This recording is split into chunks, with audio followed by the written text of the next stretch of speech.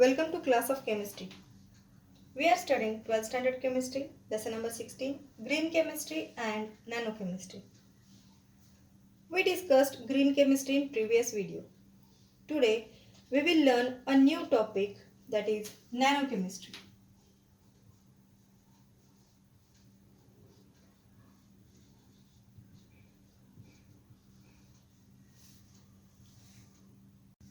To understand the nanochemistry, first we need to understand the size of the different things, such as water molecule.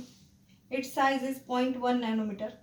Glucose molecule, its size is 1 nanometer. Antibody, 10 nanometer.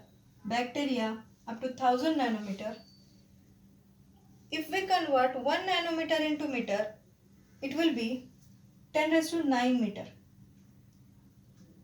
Size of a nanomaterial is bigger than the atom but smaller than the bacteria and cell or a bacterial cell. Conventionally, the nanometer scale is defined as 1 to 100 nanometer. This nano size is very important in many things we use in our day-to-day life, such as clothes, sunglasses, computer, hard disks, cleaning products, laser used in DVD and CD players, etc. The objects like ant, human hair, tennis ball, etc. we can see with our naked eyes, but we cannot see bacteria, we cannot see virus, red blood cell by our naked eyes. We need the device like microscope or electron microscope to see such things. So these things which we cannot see by our naked eyes are nanomaterials. To understand this nanomaterial, we must know what is nanoscience. Nanoscience is the study of phenomena of manipulation of materials at atomic, molecular and macromolecular scale, where the properties differ significantly from those at the larger scale. That means it is the study of materials at different scales like atomic scale, molecular scale and macromolecular scale. The properties of the object changes as we see it from different scales. For example, glucose molecule C6H12O6. It has 24 atoms. Each atom has different properties. Property of carbon atom is different, property of hydrogen atom is different and oxygen atom is different. But when it combines together to form a glucose molecule, that molecule shows different property than the properties of atom in that molecule. Size of the glucose molecule is 1 nanometer. But if the same atom, carbon, hydrogen and oxygen combines in different way, it shows another property. Take another example. Lasers used in the DVDs and CDs contain a smallest part which is measured in nanometer. So, the nanoscience is the study of properties of material considering its dwarf part. Dwarf means smaller part by which the material is made up of. So we can say that nanotechnology plays a big part in manufacture of many materials. So now what is nanotechnology? Let us see what is nanotechnology. Nanotechnology is the design, characterization, production and application of structures, device and system by controlling shape and size at nanometer scale. Nanotechnology is the design, characterization, production and application of structures, device and system by controlling shape and size at nanometer scale. So the question arises, why to study the material in nano size? Nano in Greek means dwarf. But the size nano is smaller than dwarf.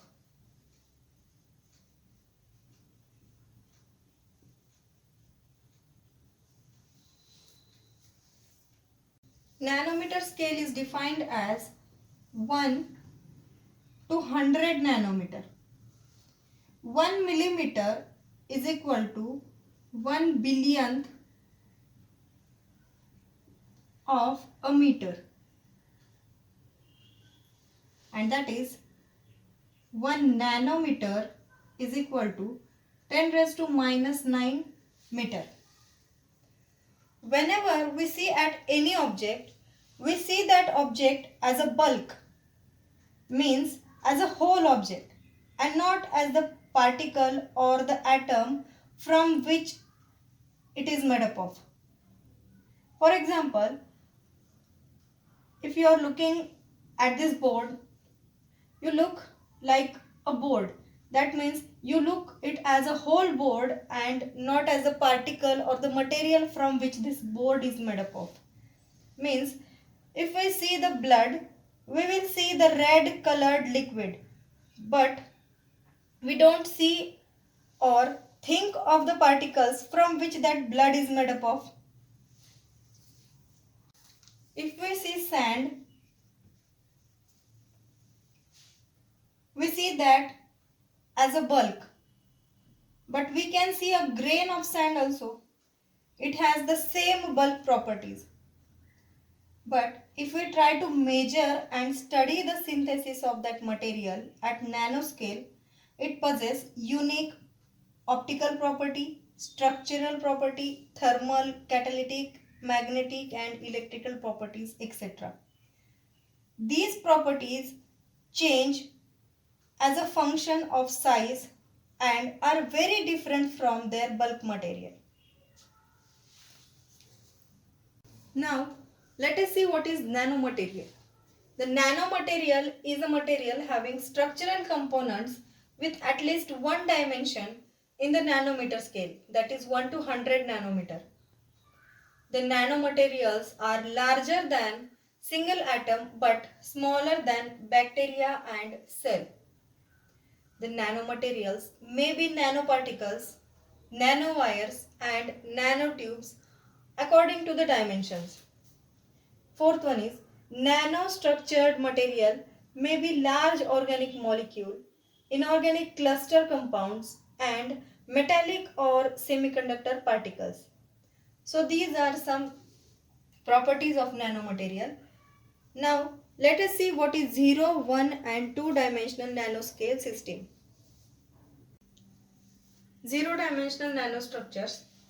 The nanostructures of which all the 3 dimensions are in the nanoscale, that is from 1 to 100 nanometer, are called as 0 dimensional nanostructures. For example, nanoparticles, quantum dots, nanoshells, nanorings, macrocapsules, etc. are all 0 dimensional nanostructures. Now let us see what is 1 dimensional nanostructure. The nanostructures of which at least 2 dimensions are in the nanoscale. For example, nanotubes, fibers, nanowires, nanorods, etc. are some kind of one-dimensional nanostructures. Two-dimensional nanostructures. A two-dimensional nanostructure is one in which one dimension of the nanomaterial is in the nanoscale. For example, thin films, layers, coatings, etc. So these are the 3 types of nanostructures according to the dimensions. So 0 dimensional nanostructure is having 3 dimensions in nanoscale. 1 dimensional nanostructure is having 2 dimensions in nanoscale and 2 dimensional nanostructure is having 1 dimension in nanoscale. Now let us move towards nanochemistry. Nanochemistry is the combination of chemistry and nanoscience. It deals with the designing and synthesis of nanomaterials of nanoscale with different size and shape, structure and composition, and their organization into functional architectures. Nanochemistry has numerous applications in different fields. It is used in chemical, physical, material science as well as engineering, biological and medical applications. Nanochemistry is highly used in medicine. It is also used in cosmetics. A simple skincare product of nanochemistry is sunscreen. Sunscreen contains nanoparticles of zinc oxide and titanium dioxide. These chemicals protect the skin against harmful ultraviolet rays, that is UV rays, by absorbing or reflecting the light and prevent the skin from damage. Characteristic features of nanoparticles. First one is color. The optical property of the solution shows the color of the object. For example, if we have only 100 gold atoms in a cube, that solution will show us red color. But we know that elemental gold is nice, shining and yellow in color. That means it is an optical property that is different at nanoscale. Means if we see the object in nanoscale, the color of the object is different. The optical property of the solution is different at nanoscale. Next is surface area. The high surface to volume ratio is a very important characteristic of nanoparticles. If a bulk material, suppose a cube, is subdivided into the group of individual nanoparticles, then the total volume of that cube remains the same, but surface area increases. And as the surface area increases, it provides more number of reaction sites which lead to more chemical reactivity.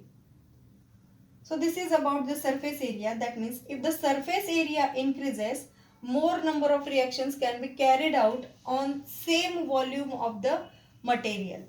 So this is the important characteristic of the nanoparticles. Third one is catalytic activity. As the particle size of nanomaterial is too small, a little amount of nanomaterial can provide a large surface area for the reactions to occur.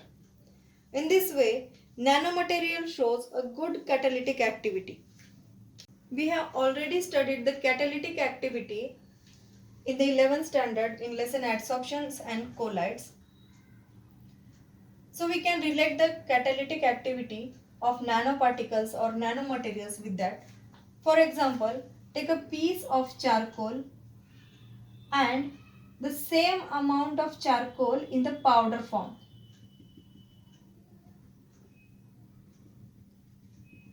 So we can see that the surface area on the piece of charcoal is less than the surface area in the powder form of the charcoal. That means as the surface area is larger in the powder form, the more reactions can be carried out on the powder form of charcoal.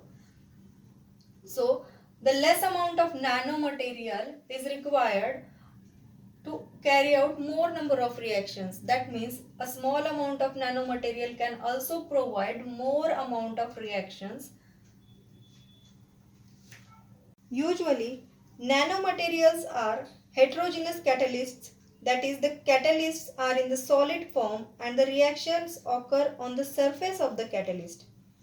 Therefore, nanoparticles can provide large surface area as they are good catalysts. Nanoparticle catalysts can be easily separated and can be recycled. For example, palladium and platinum metal nanoparticles are used in hydrogenation reactions. Titanium dioxide and zinc oxide are used in the photocatalysis. Gold nanoparticles act as a catalyst in various reactions, but gold in bulk is unreactive. So this is the catalytic activity of nanoparticles. Analysis or the characterization of nanoparticles. It is in the form of table here. This table has 3 columns. In that, first one is name of the technique used for the analysis, then instrument used for the analysis, and information which we get after analysis. So first technique is UV visible spectroscopy. Instrument used for this is UV visible spectrophotometer, and the information which we get after analysis is preliminary confirmation of formation of nanoparticles. Second one is X-ray diffraction, that is XRD. Instrument used for this is X-ray diffractometer, and information which is collected from this technique is particle size, crystal structure, geometry, etc. Third one is scanning electron microscopy.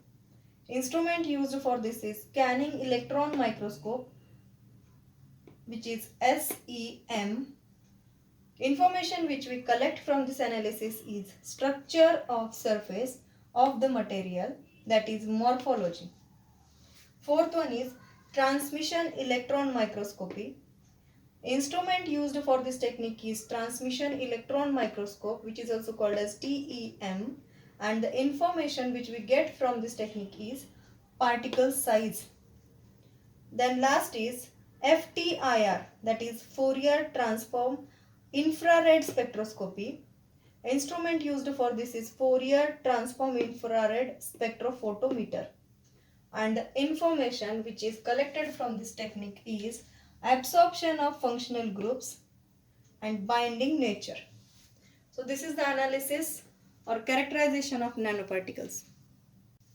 History of nanotechnology. The term nanotechnology was defined by Nario Taniguchi in 1974. The invention of scanning tunneling microscope, that is STM, in 1980 led to the discovery of fullerenes in 1986 and carbon nanotubes after few years. Fullerenes and carbon nanotubes are the allotropes of carbon. The advanced instruments which are used in the nanotechnology are SEM, that is scanning electron microscope, TEM is transmission electron microscope, and FTIR spectroscope. So these are some advanced instruments which are used in the nanotechnology.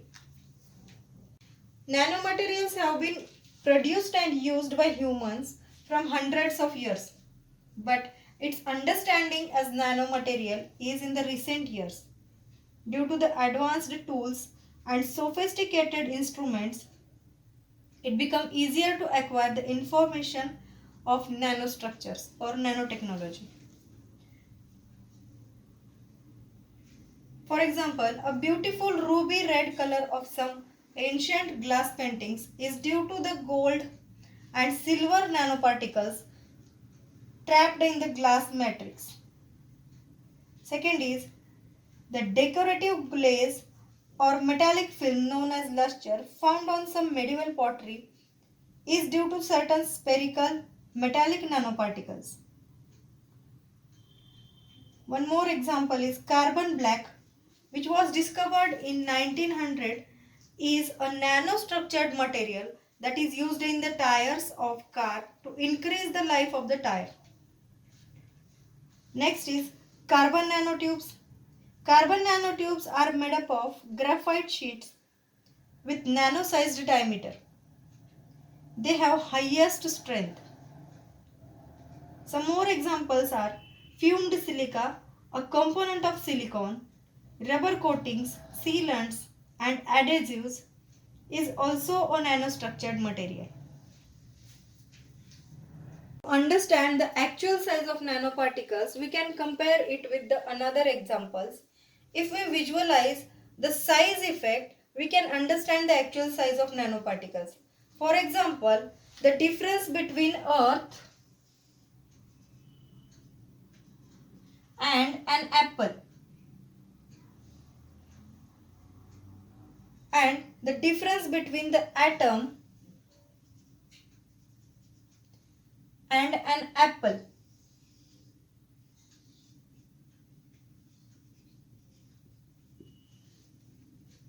So from this difference we can understand the size of the nanoparticles. Applications of nanomaterials.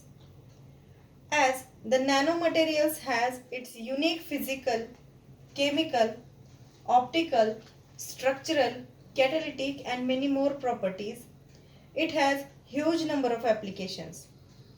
nanochemistry is applicable in many ways in many departments. So we will discuss some of the applications in them.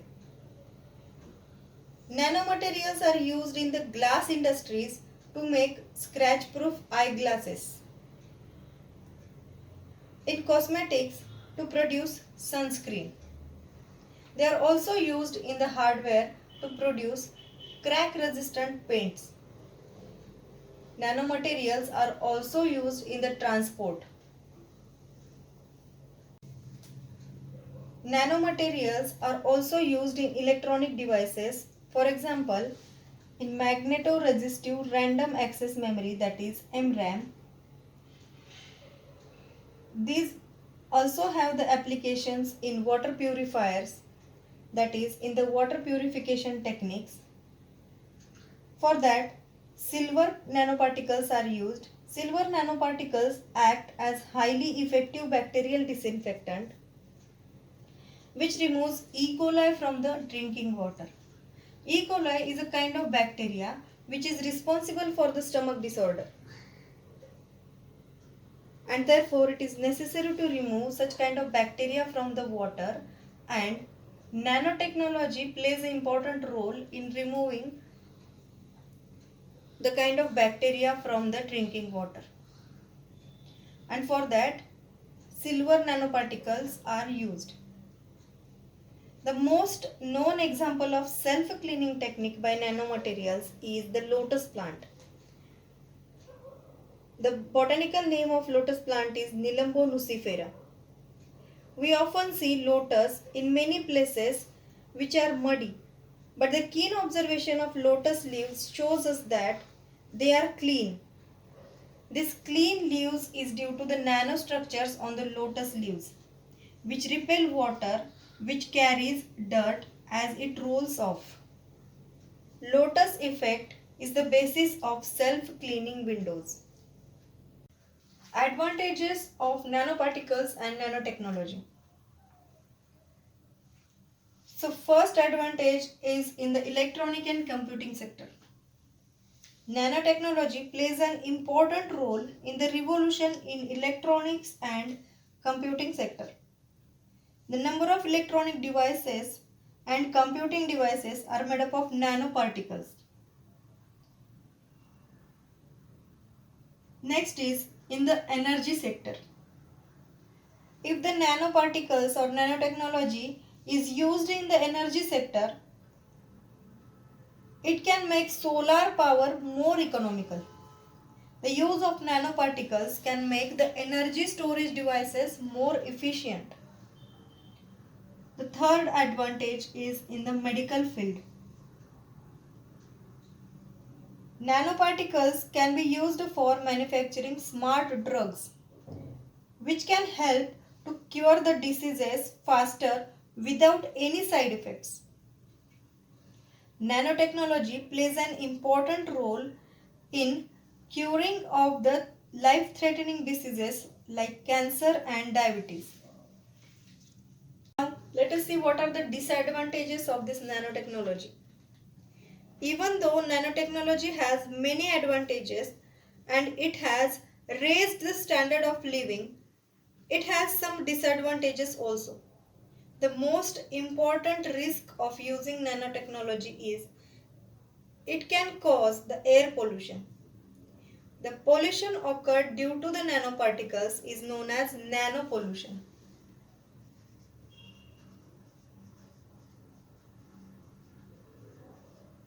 The pollution occurred due to the nanoparticles is known as nanopollution. This pollution is very dangerous for living organisms. It can cause lung disease or lung damage. When the particulate matter is inhaled, it can be deposited in the lungs through respiratory tract. The size, chemical composition and shape of the nanoparticles are the kind of characteristic of nanoparticles that are relevant for the health effects. So these are the advantages and disadvantages of nanotechnology. Here we complete our chapter Green Chemistry and Nanochemistry. Thank you.